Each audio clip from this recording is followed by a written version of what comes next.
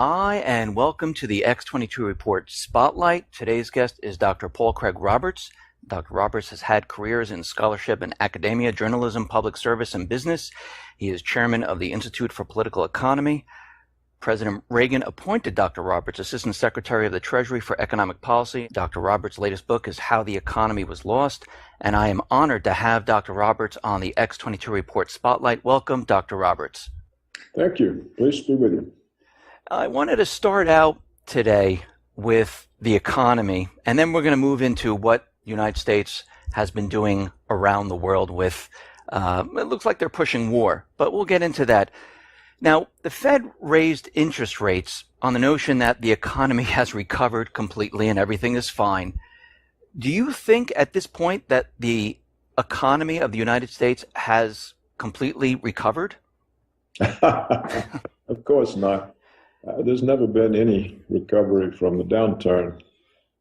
They produced the illusion of recovery by undermeasuring inflation. So when they deflate the nominal gross domestic product with an understated measure of inflation, they can show a little bit of positive growth.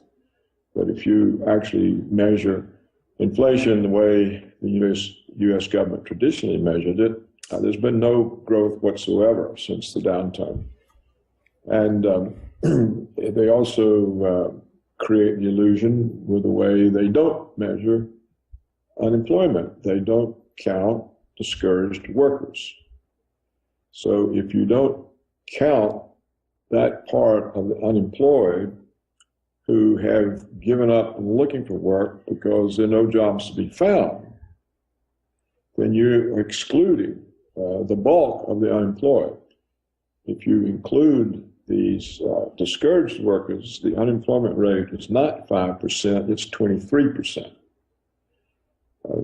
John Williams, who runs the website shadowstats.com, documents this monthly based on the traditional way of measuring unemployment. This was abandoned by the government, just as the government abandoned the traditional way of measuring inflation in order to rig the numbers in some positive way.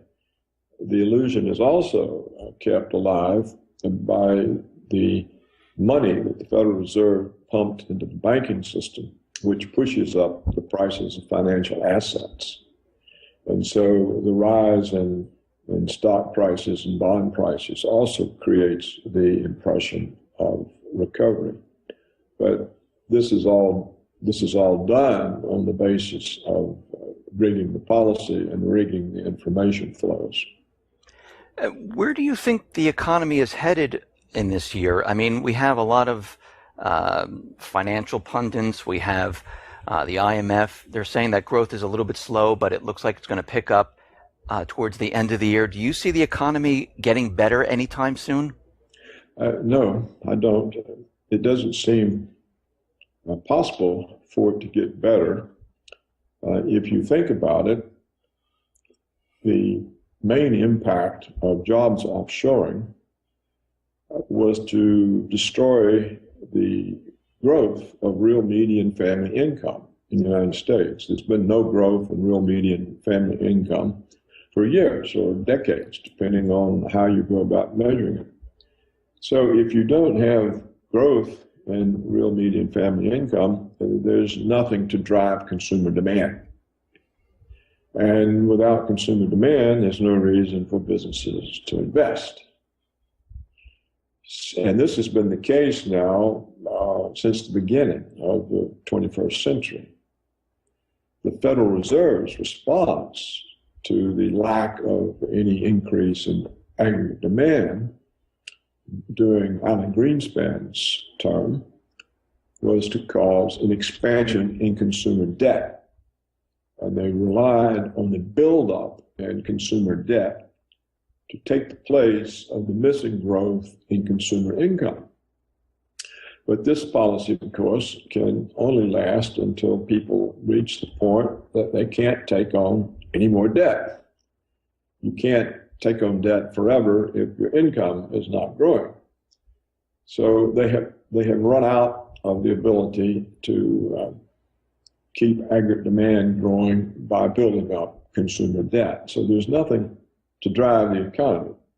And without something to drive the economy, there's no way for a recovery or a pickup. Now, you wrote an interesting article where you say the West is reduced to looting itself. And we see certain things happening. Of course, Obamacare, where there's a lot of taxes involved in that. We see FATCA, where they're going out looking for revenue to bring into the government. What other ways are you saying that they're trying to loot itself? Well, there are many ways that they do it. For example, consider the sovereign debt situation in Europe. Traditionally, when governments acquired more debt than they could service, the creditors had to write down the debt to the amount that the indebted country could service. You may remember when Mexico announced during the, I think it was the George Herbert Walker Bush administration, that they couldn't service their debt. We had these Brady bonds, which was a way of writing down the Mexican debt to something that could be serviced. But what is happening today is the position is being taken that if a country can't service its debt, that's the fault of the people, and therefore they have to have reduced pensions, reduced government employment, reduced social services, and force down their wages so that the income of the country can be redirected to the creditors. And that these people, you see, this is what is happening in Greece. It's happened in Portugal. It's on the schedule for Italy and Spain. In fact, it's really already being applied there. And in addition, these countries are told that you have to sell off national assets.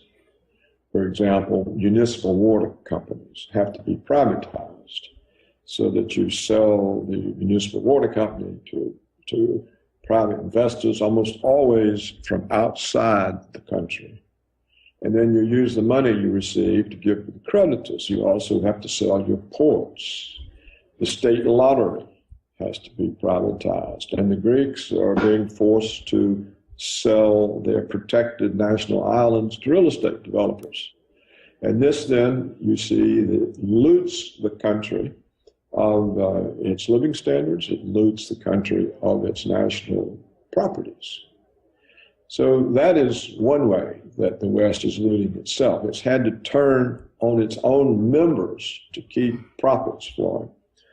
Another way was through the offshoring of jobs, because when you offshore manufacturing jobs, you offshore tradable professional services such as software engineering, information technology, research, design. When you offshore these jobs, you are taking away the career opportunities of your own people. And you're taking away the tax base of cities and states. And look at the plight of Detroit. Look at the plight of Illinois. For example, of course, many cities and states are now in these difficulties. So what happens is the corporations, pushed, of course, by Wall Street and by the big box retailers like Walmart, when they move the jobs offshore to China, their labor costs drop, the profits go up.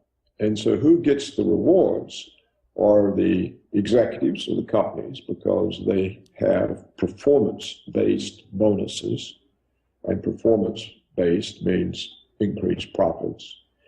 And the shareholders, who get capital gains in the rise in the share price from the increased profits acquired by moving jobs from the United States to China, to Indonesia, to India, where the labor costs are much lower. So this is a form of looting. And this is the reason or the main reason that we have in the United States in recent years this massive growth in the inequality of income and wealth.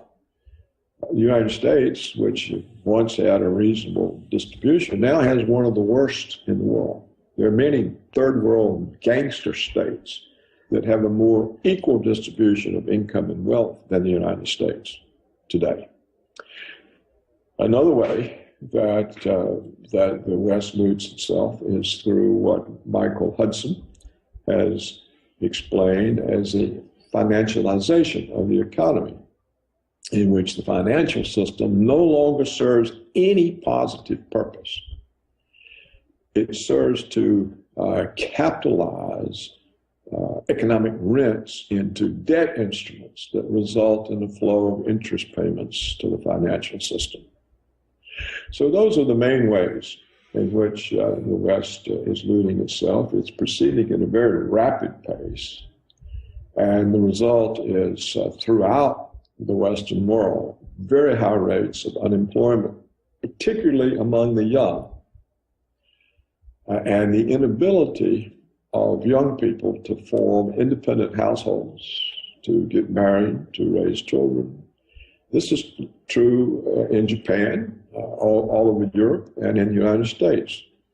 Perhaps you're aware of the recent report from the Federal Reserve that 50% of American 25-year-olds are living at home with their parents. They can't earn enough to form independent households. So you've got 25-year-olds back in their childhood rooms in their parents' homes, half of the 25-year-old population. So this shows that there's no opportunities for people, there's no jobs, there's no careers, that the ladders of upward mobility that made the United States an opportunity society, these ladders have been dismantled in the interest of very short-term profits for a handful of people. And as this economy deteriorates and as we move forward and things get worse, we see Washington right now across the ocean in Ukraine, in the Middle East, with North Korea, with China, continually provoking many of the countries overseas. And you wrote an article about how Washington is the greatest threat to world order. What is Washington up to? Why are they pursuing this course right now? Yes, that's easy to explain. Actually, I've written an entire book, which is my most recent book, The Neoconservative Threat to World Order. The origin of this threat is twofold. You may remember President Eisenhower in his last public address to the American people gave a very strong warning about the military-industrial complex. He warned that in previous times when wars were over, we dismantled the structure, but because of the Soviet Union and the Cold War, this structure was still in place 15 years after the end of World War II, and in fact was larger, and that this was a threat to American democracy, and that we needed to be aware of this and do whatever could be done to prevent this threat from destroying our way of life and our political system. Well, that was in January of 1961. And we've had how many more years? Another more than a half a century of the military-industrial complex. Now it's less industrial, it's military security complex. And its hooks into the American taxpayers are massive and embedded. You couldn't get them out. And this complex benefits from conflict. It was terrified when the Cold War ended and the Soviet Union collapsed, because where was the enemy? And so we needed a new one. The only possible enemy that we could manufacture was the Muslim threat. Here we bring in the neoconservative ideology of American hegemony over the world. When the Soviet Union collapsed, the neoconservatives said, hey, look, history has chosen American democratic capitalism, which is neither democratic nor capitalist, but that's their term, as the only system for the world. And since we represent that system, it makes us the exceptional people, the indispensable country. We are above all other countries. Our will is above the sovereignty of other countries. We are not hampered by international law or our own laws. And it's our responsibility and right to impose American hegemony on the rest of the world. So the neoconservatives use this for launching their wars in the Middle East. Now, the wars, of course, had other purposes as well as establishing American hegemony. It was the beginning. It was the easiest place to start. It was easy to make a threat out of Muslims. With 9/11, they were able to say, oh, look, we have now a terrorist threat. There's a war of terror. Well, at that time, we had Russia under our thumb, because the Yeltsin government, which had taken over after the collapse of the Soviet Union, this was a vassal government of Washington. We essentially controlled their policies, their resources. For a while, we even controlled their nuclear weapons. And we were accustomed to Russia simply following our directions. But while we were focused on these wars, you may remember the wars were supposed to be, what was it, a 3-week war, a 6-week cakewalk, remember, that would only cost $70 billion and would be paid for by Iraqi oil revenues. Yes. You may remember all that. Well, when the neoconservatives got so bogged down over there and all their terrible mistakes and failures, and this thing was going on forever and ever, they started talking about 30-year wars with terrorists. This was a period when Putin brought Russia back, reestablished its independence, the independence in its foreign policy, its military, which is now easily a match for ours, if not more than a match, because its weapon systems are so far superior, and its morale is superior, and began this reconstruction of Russian independence. Well, when this hit the neocons, which it did, when Putin blocked Obama's planned invasion of Syria, he said no. When he blocked the Washington's planned attack on Iran, he said no. And Washington couldn't do anything about it. So then they said, oh, well, we've got to do something about this Putin figure. What can we do? Well, we had spent over the previous 10 years $5 billion fomenting dissent in Ukraine. We financed a large number of what are called non-governmental organizations. They hide behind things like women's rights, teaching democracy, that sort of thing. And we also have been invested in Ukrainian politicians who would be our guys. And so we arranged that coup in Ukraine and presented Russia with a serious threat right there and on its own border, and what had been part of Russia for centuries. You know, Ukraine essentially never really been an independent country. It was part of Russia before the Soviets. It was a Soviet republic under the Soviets. Large sections of present-day Ukraine are Russian sections that were added to Ukraine by Soviet rulers, beginning with Lenin and the last being Khrushchev, who stuck Crimea, a part of Russia that Russia fought the Tartars for a long time. Khrushchev stuck that into Ukraine for perhaps administrative reasons, but really to make amends because he himself was Ukrainian. So we created this situation there. Well, part of that situation is that so many of those in the western part of Ukraine have political links back to the Ukrainians who fought for Hitler during World War II against the Soviet Union. So by resurrecting those people, we created huge troubles between Ukraine and its Russian populations in the eastern and southern parts of Ukraine, and of course, Crimea. This was an effort on the part of the United States government to grab the Russian Black Sea naval base in Crimea. That's Russia's only warm water port.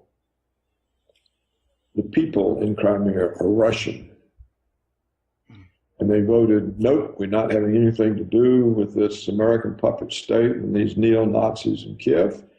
And they asked Russia to please take them back where they had been for centuries until 1954, when Khrushchev gifted them to the Ukraine Socialist Soviet Republic.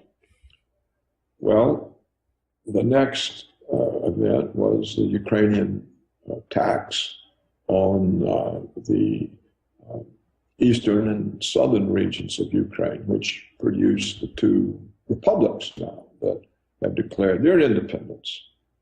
So we have managed to create in Ukraine serious problems for the Russians and also for Europe, because this is now, Ukraine is now going down the tubes. It's busted. It hasn't really any prospects. And the Russians have made it clear they're not going to accept Ukraine as a NATO member, and they're not going to permit American or NATO military bases in Ukraine on their border. So this is how that came about. It was an effort on the part of the neoconservatives who dominate American foreign policy and have since the second Clinton term. They're the ones that were responsible for the illegal American attacks on Yugoslavia, on Serbia, the dismantling of Kosovo from Serbia. They're responsible for all of the wars of the Bush and Obama regimes. They dominate American foreign policy. And so they said, okay, we're going to teach Putin a lesson and get him back in line. And so that's where the trouble in the Ukraine came from. But it blew up on them as well. But nothing they have done, nothing they, being the neoconservatives, have done has worked. It's mainly created immense problems for the world. And this claim that they put forward of American hegemony, this is a threat to every country. Essentially, it says that there can be no countries with independent foreign policies, and there can be no countries strong enough to resist Washington's will. Well, that puts you at war with the world. And we have seen one consequence has been this strategic alliance between Russia and China. It's both economic and military. Well, the United States is not a match for the combination of Russia and China. And yet the neocons keep pressing these provocative issues. If you look at the demonization of the leader of Russia, who is without any doubt the most popular politician in the world, there's far more world support than this fool in the White House. You demonize the leader of a country that's that powerful, the new Hitler, a corrupt multi-billionaire. He invaded Ukraine. He's going to invade Poland and the Baltics. He's going to put back together the Soviet Union. All of this is blatant nonsense. And yet it creates a very hostile diplomatic situation. And all of Europe, being American vassal states, are drawn into it. So Washington has forced all of the European countries into a hostile situation with regard to Russia. We see Putin, he continually tries to control the situation and push peace instead of war. And it seems like every time they try to do something, he calms the situation down and tries to find a diplomatic solution. Correct. And it seems like it messes up their plans every single time. And now we see that Putin is now in Syria, hitting the Islamic State, which is a problem for the United States government. And this is posing a huge problem for them. And they initiated these peace talks. Where do you think these peace talks are going to end up? I mean, do you think there's going to be peace in Syria? The United States never uses peace talks in order to achieve peace. They use it to gain time, to mislead the person on the other side. It's not for the purpose of peace. So there's no such thing as Syrian peace talks. Now, the Islamic State is a creation of the United States. We have had this publicly stated by the former director of the Defense Intelligence Agency, which is the intelligence agency of the U.S. military, Pentagon. He has said, yes, we created ISIS and we used them to overthrow countries. So ISIS was sent to Syria by the United States when Putin told Obama, no, you are not going to invade Syria. Red line, no red line, you're not going there. So we sent ISIS and we pretended that this was a rebel opposition group from within Syria opposing a brutal dictator. All of this is made up hogwash. So we put them there trying to overthrow Assad because the Russians told us they weren't going to permit us to do it. Well, from the standpoint of Russia, which has many Muslim populations in different parts of the Russian Federation, having an Islamic State controlling Iraq and Syria, this is very dangerous because they now can export all of that into Russia, also into Iran and into Russia. And so this is what's drawn Iran and Russia into an alliance. So Russia really has no alternative but to prevent the formation of the Islamic State of Iraq and Syria. And that's the reason Putin went in with the Air Force, which was to provide support for the Syrian army. And it's worked so far. They have rolled back ISIS, they've stopped the advance of ISIS, and it looks like they've essentially defeated ISIS. So why is the United States getting in all of a sudden? Most likely, this is the neoconservatives hoping to get a military presence there on the ground that they can bring into conflict with Russia and start a war. Because then that forces Europe into the war.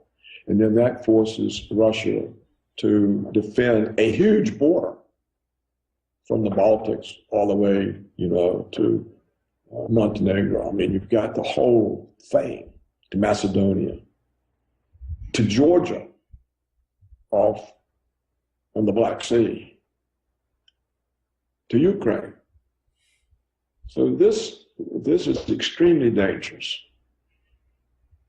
because this will be World War III, and World War III will be nuclear. It will be the end of all of us.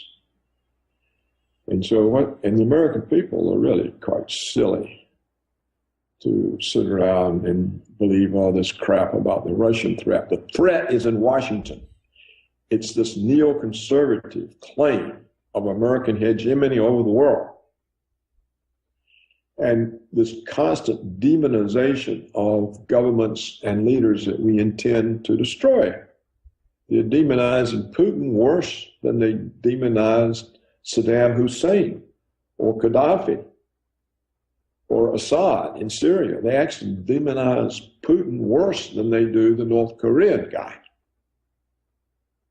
Well, the Russians know this. The Chinese know this. They see where this is going. Yes, they try to diffuse it. I think the strategy of Russia is to hope that the idiots in Europe will wake up and see that they're being forced into a conflict in which they have no stake, which would result in the total destruction of Europe. You know, any kind of war that we force with Russia means Europe ceases to exist. It'd just be annihilated. There'd be nothing there but a radioactive wasteland. Well, the Europeans have any stake in this. And without the Europeans, Washington can't force this conflict on Russia. We wouldn't have the forward bases. We wouldn't have the diplomatic support. We wouldn't have all the vassal states repeating our propaganda. And so I think what the Russian government is doing is hoping that, you know, let's just keep diffusing this, and maybe the Europeans will understand that they are being used and abused and forced into a conflict that will destroy them, and that they have nothing whatsoever to gain from being enablers of American hegemony. So that's the Putin-Russian strategy, and that's why they don't respond in kind. They're not provocative in response. They're very low-key because they understand that life on Earth is what's at stake. And apparently Washington has no concern whatsoever about life on Earth. That's irrelevant compared to Washington's hegemony over the world. And this is the danger. And this is what I mean by Washington being the greatest threat.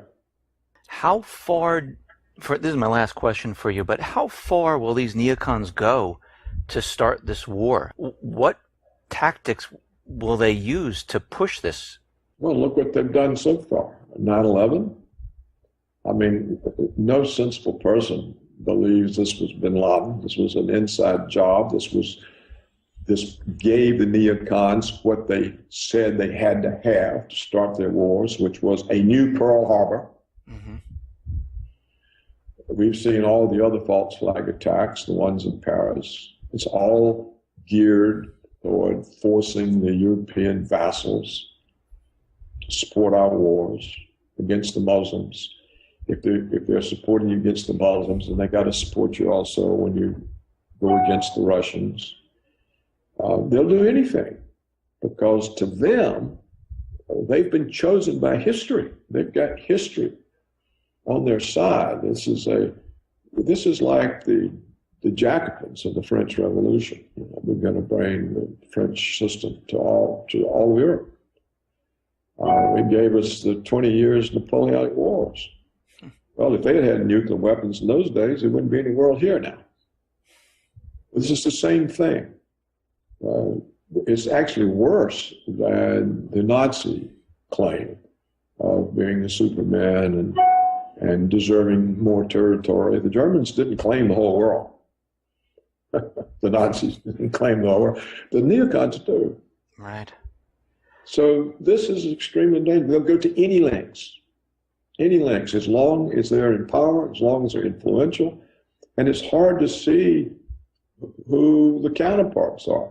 You know, the old Republican establishment tried to restrain this early on. You may remember that when the George W. Bush regime began these wars, we had the Baker-Hamilton report, where Baker was Jim Baker, the chief of staff of the Reagan White House, the Secretary of Treasury, the Secretary of State for George Herbert Walker Bush, the main operating agent of the Republican establishment, Jim Baker.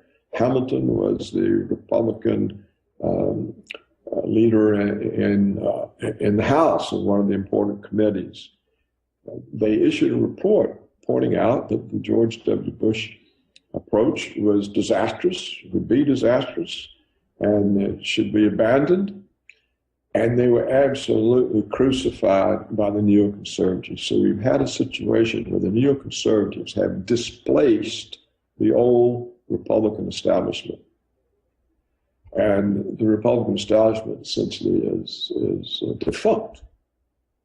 And this shows up in all the foreign policy discussions in the Journal of Foreign Affairs and the Trilateral Commission, in the Council on Foreign Relations, the Wall Street Journal editorial page, all the magazines, Fox News, CNN. This is all the neocon view of the world. So they're kind of supreme. There's no check on them inside the United States or inside Europe. They've spread this into England, into France. So you've got a situation that's extremely serious. And if Putin is able to handle this, he'll go down as the greatest leader in world history. Dr. Roberts, thank you for being on the X22 Report Spotlight. How can people read your articles? Where do they have to go to see this? Well, my articles are reproduced everywhere in many languages. My own site is very easy to get. It's just www.paulcraigroberts.org. So all the articles are there, as well as the references to the books. What we have talked about today is covered in the neoconservative threat to world order, how America was lost, and the failure of laissez-faire capitalism. These are all new books within the last year or two, and they're all available there. Thank you for being on the X22 Report Spotlight. I really appreciate you coming on here. Thank you very much. Well, I appreciate your interest.